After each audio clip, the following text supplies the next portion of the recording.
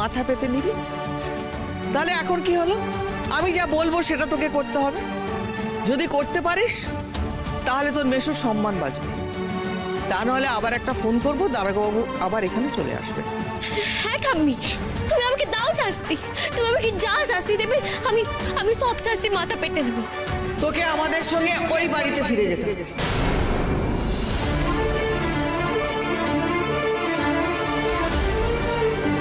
তুমি কি বলছো ঠাম্মি? আমি ওই বাড়িটাতে যেতে পারবো না। ওই বাড়ির সৌরে বাবা আমি সবাইকে ছেড়ে চিরকালের মতো একান্ততে চলে এসেছি। আমি কোনো কথা শুনবো না, যেতে তোকে হবে, আর এটাই তোর শাস্তি, আর অমলের মুক্তির এটাই শর্ত। কি করবি বল?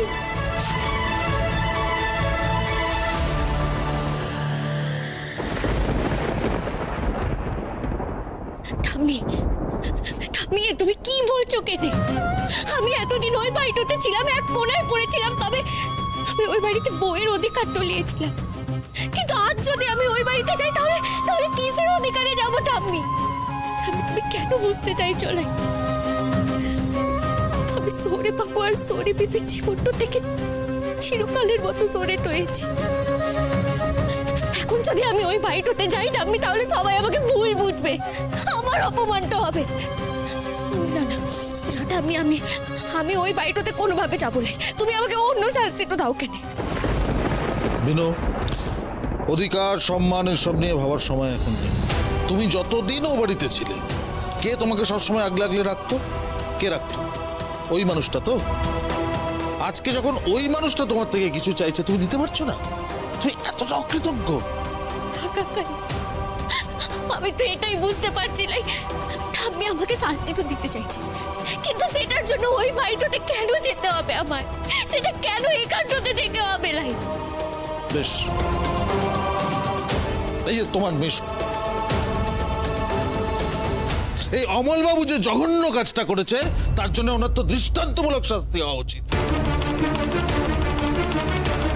ওনার এমন শাস্তি হওয়া উচিত যাতে এরপর থেকে কুটুম বাড়ির কোনো লোক গিয়ে তার মেয়ের শ্বশুর বাড়িতে কোনো জিনিসে হাত ধরতে না পারে।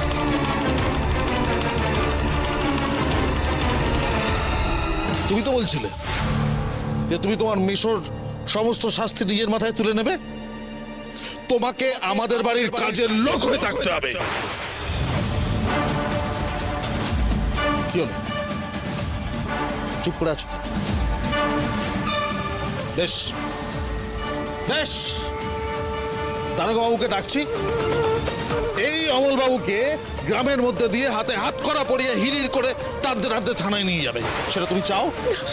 তুমি চাও সেটা? এই মুখপুরি, চুপ করে আছিস কেন? হ্যাঁ, মুখ দিয়ে তো কথা বেরোচ্ছে না। হ্যাঁ, কিরে চুপ করে আছিস কেন? এই মানুষটার জন্য তুই এতটুকু করতে পারবি না? তুই তো সবসময় বলিস যে তোর মেসো নাকি তোর বাপের মতন, তুই তাকে মাথায় করে রেখে দিস। হ্যাঁ, এই মানুষটা তোকে ছোট্টবেলা থেকে দুধ ভাত খায় মানুষ করলো, আর তুই সেই দুধের দামটুকু দিতে পারবি না? কিরে বল, চুপ করে আছিস কেন? বল। এই মানুষটা তোকে ছোট্টবেলা থেকে দুধ ভাত খায় মানুষ করলো, আর তুই সেই দুধের দামটুকু দিতে পারবি না? দুধের দামটুকু দিতে পারবি না?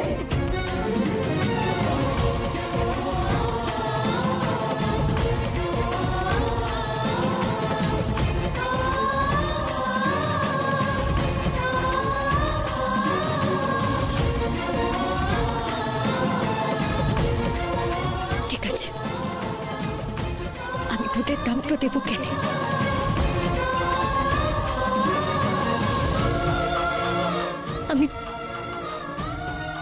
আমি ওই বাড়িটাতে যাব।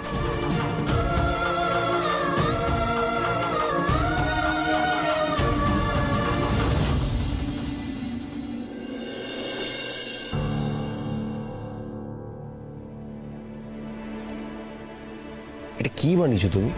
কফি না গরম জল? কেন, ঠিক হয়নি? তুমি যেমন খাও তেমনই তো করে আনলাম। আরে কিছু একটা বললেই হলো না? আমি এরকম কফি খাই? এই বিনু এসে না তোমাদের সবার অভ্যেসটা খারাপ করে দিয়েছে, জানো তো? তোমাদের কারো কাজ করার কোনো ইচ্ছে নেই। হুট করে তুমি বলে দিলে আমি নাকি এরকম কফি খাই। এই কফিটা নিয়ে যাও আর বিনুকে বলো